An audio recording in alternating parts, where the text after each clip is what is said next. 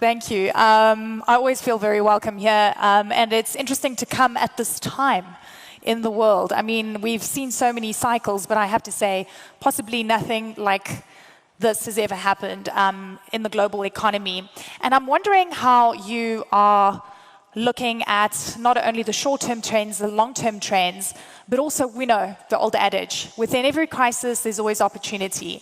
And there's a lot of agency on the continent that we haven't seen before. So how are you weighing things up? And what do you think the moment calls for the African continent and for you in Rwanda? Well, thank you, Eleni, and welcome to Kigali.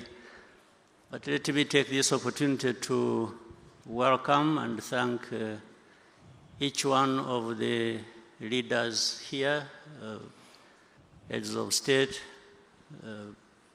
vice presidents, prime ministers, senior executives of different industries. I want to welcome you to Kigali and thank you very much for honoring our invitation and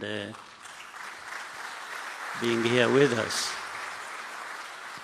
Of course, I want to thank Amir and his team, Jeune Afrique, for having thought of this idea to bring people together in this manner that has been operational for a number of years.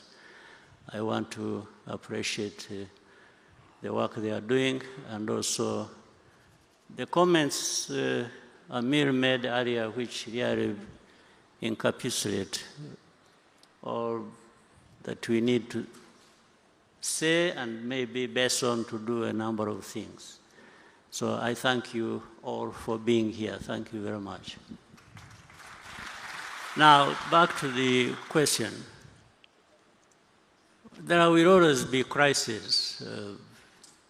I mean, we have had centuries of different things happening. We had slave trade, we had colonial times, then there are wars, then there are pandemics, then there are all kinds of things.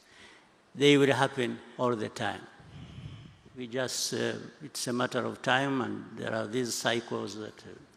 So we are in a different cycle now that is driven geopolitically, and we have to contend with that. But that also for Africa keeps being a reminder of our position. Where do we stand in this global positioning? And we have had many people contribute ideas and very accurately educating us what we need to do and what we need to be thinking about. But we can't stay there.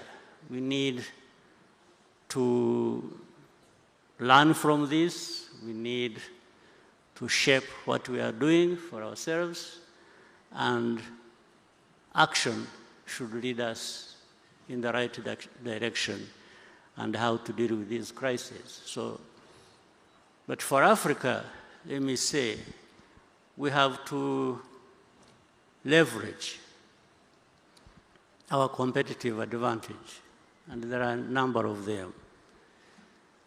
So why is Africa always at a disadvantage? When you look back, you see where Africa has been lacking this or that. But really, why, when we have almost everything? If you look at in the area of green energy, and this continent is home to 60% of solar potential. 60% is home to that. Africa is home to that. Then if you look at the critical minerals that talked about, all of them, or the majority, are on the continent for making batteries and so on and so forth, and different powers are fighting over that.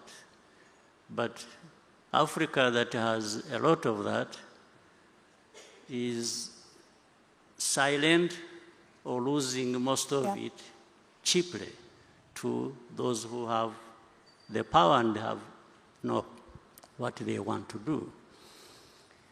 Look at human capital. In terms of human capital, Africa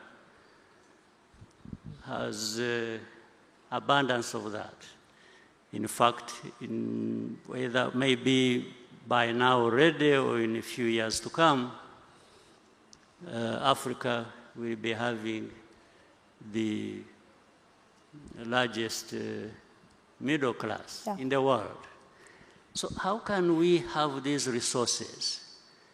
And then we are here wondering how to overcome some of the challenges that are brought by the geopolitics that we talk about, or the crises that we see happening in every...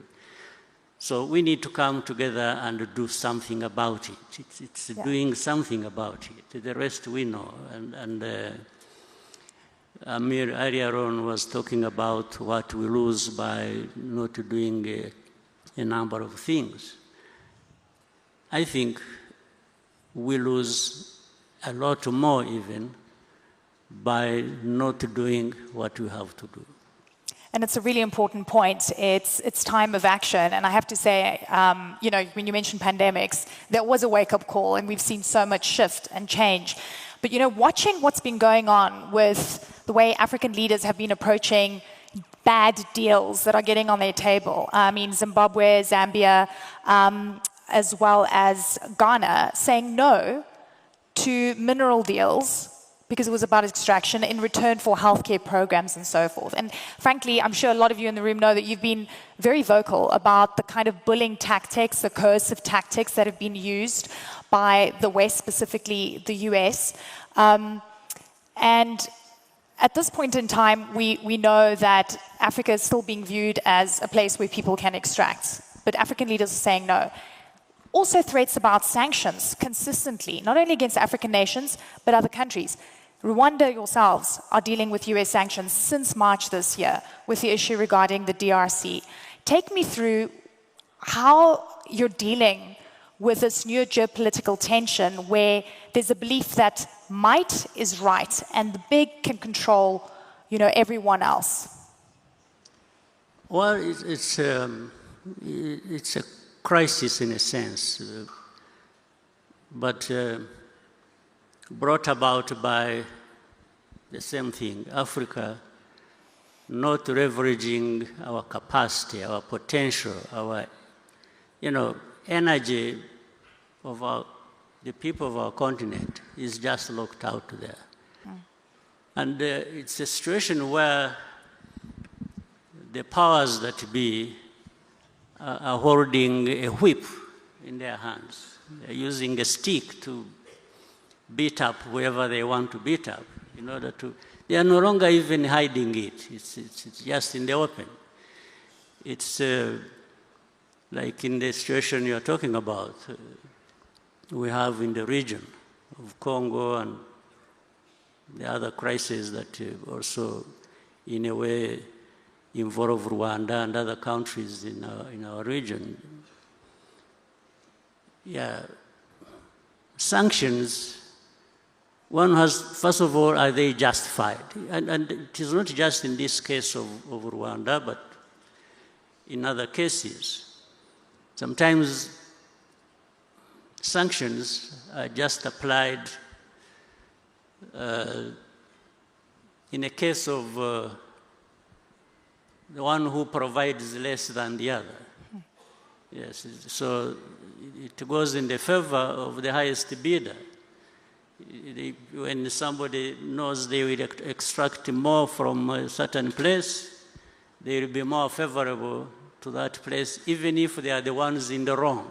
Do you believe that all roads lead to mineral deals? Is that what you're saying? I mean, it is in the open. I don't have to say much. And in some cases, it operates like in the very old days. really there is a lot of cynicism in this.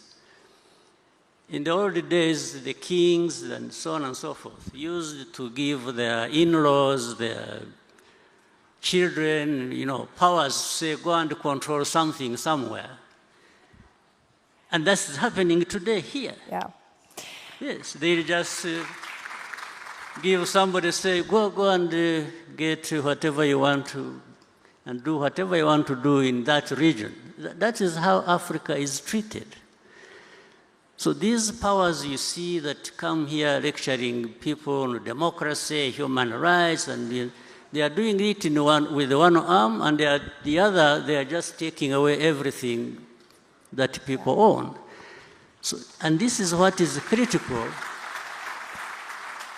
This is why Africa, leaders of Africa, some of whom are here, are brothers, and the CEOs and other Africans, I think we need to give ourselves value of some kind.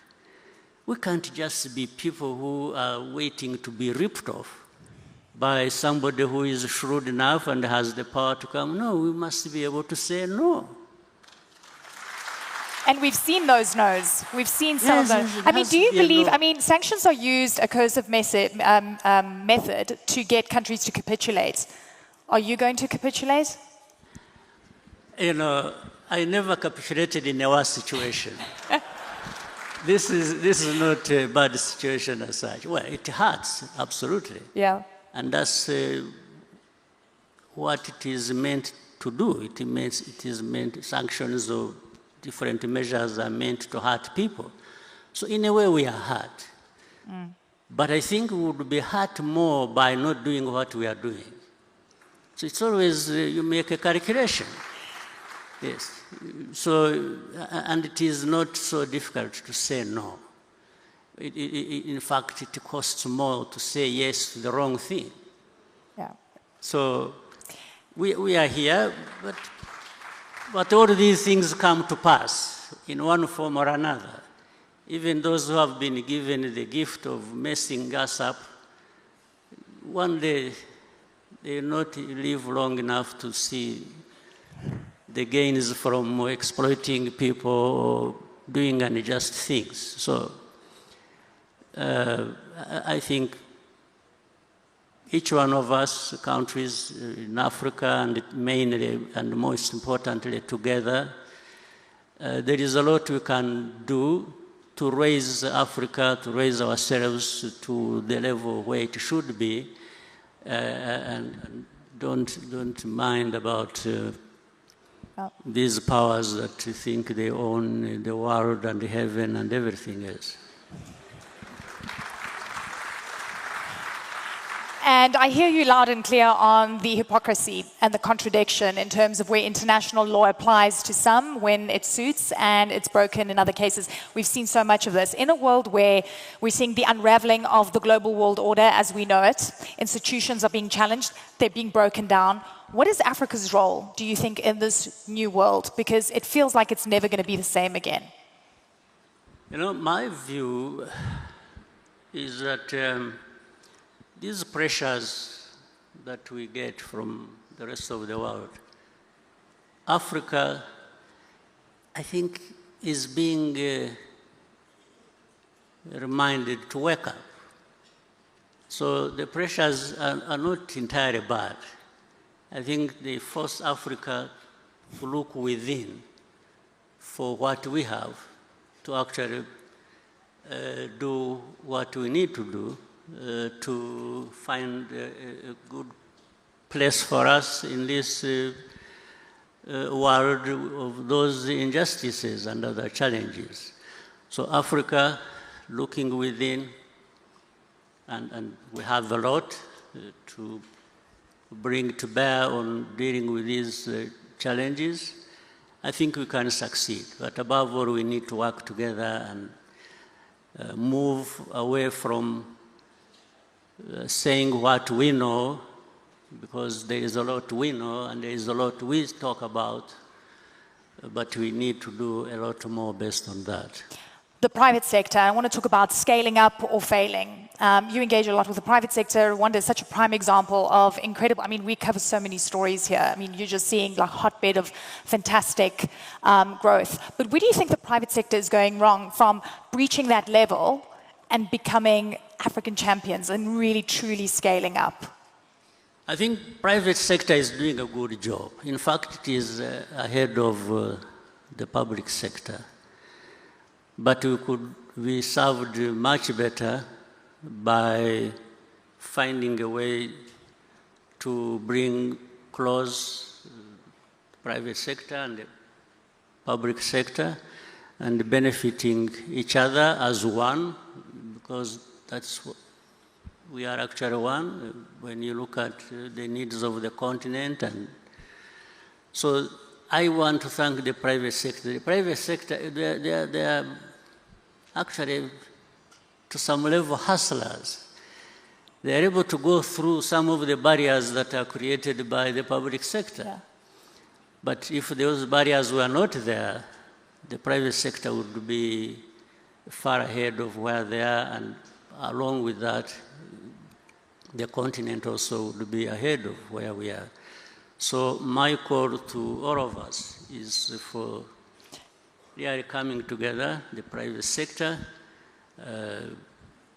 the ways of how they could conduct business, I think, have been very elaborately put by Amir in the presentation you had with him earlier.